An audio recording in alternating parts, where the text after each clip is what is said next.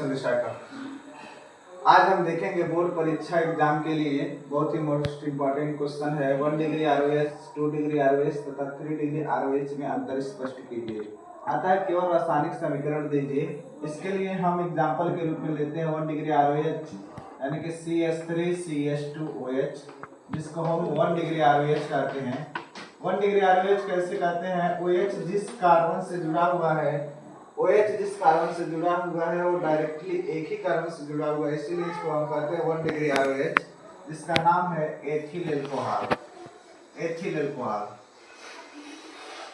इसका जब हम रिएक्शन कराते हैं रेड हॉट कॉपर ट्यूब के साथ, रक्त तप्त कॉपर नली के साथ, जब हम इसका रिएक्शन कराते हैं तो इसका कॉपर ट्यूब जो होता है वो एक ऑक्सीकारक का काम करता है, यानी कि यहाँ से H और यहाँ से H2 गैस बाहर निकल जाता है और ये चेंज हो जाता है, अल्कोहल चेंज हो जाता है एल्डिहाइड में, यानी कि CH3CH2 बनता है एसिटल्डिहाइड। इसका नाम है एसिटल्डिहाइड। एसिटल्डिहाइड।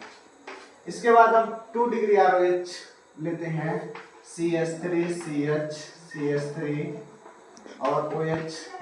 यह है 2 डिग्री आरओएच। 2 डिग्री आरओएच मतलब OH जिस कार्बन से जुड़ा हुआ है ये आगे डायरेक्टली 2 कार्बन से जुड़ा हुआ है, इसलिए इसका नाम है 2 डिग्री आरओएच। इसका भी रिएक्शन यदि हम रेड हॉट कॉपर ट्यूब से कराते हैं, रक्त तप्त कॉपर नली से जब हम कराते हैं तो यह कॉपर नली एक ऑक्सीकारक का काम करता है और सेकेंडरी अल्कोहल को चेंज कर देता है एसीटोन में। यहाँ से H और यहाँ से H2 गैस बाहर निकल जाता है, हो जाता है CH3CuCH3, जिसको हम कहते हैं एसीटोन, यानी कीटोन में चेंज हो जाता है सेकेंडरी अल्कोहल। इसके बाद से हम देखेंगे 3 डिग्री आरओएच। 3 डिग्री आरओएच मतलब OH जिस कार्बन से जुड़ा हुआ है वो आगे 3 कार्बन से जुड़ा हुआ है, जिसको हम कहते हैं 3 डिग्री आरओएच।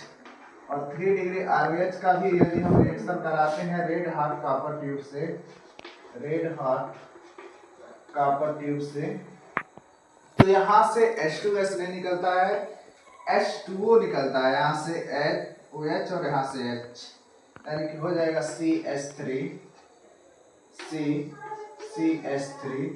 और यहाँ पे हो जाएगा CH2, हो जाएगा यहाँ पे डबल बॉन्ड। इसी चीज को हम ऐसे भी लिख सकते हैं डबल बॉन्ड CH2, यानी कि एल्कीन बनता है। तो हम तीनों में अंतर स्पष्ट कर सकते हैं। नाम इसका हो जाएगा 2-मेथिल प्रोपीन।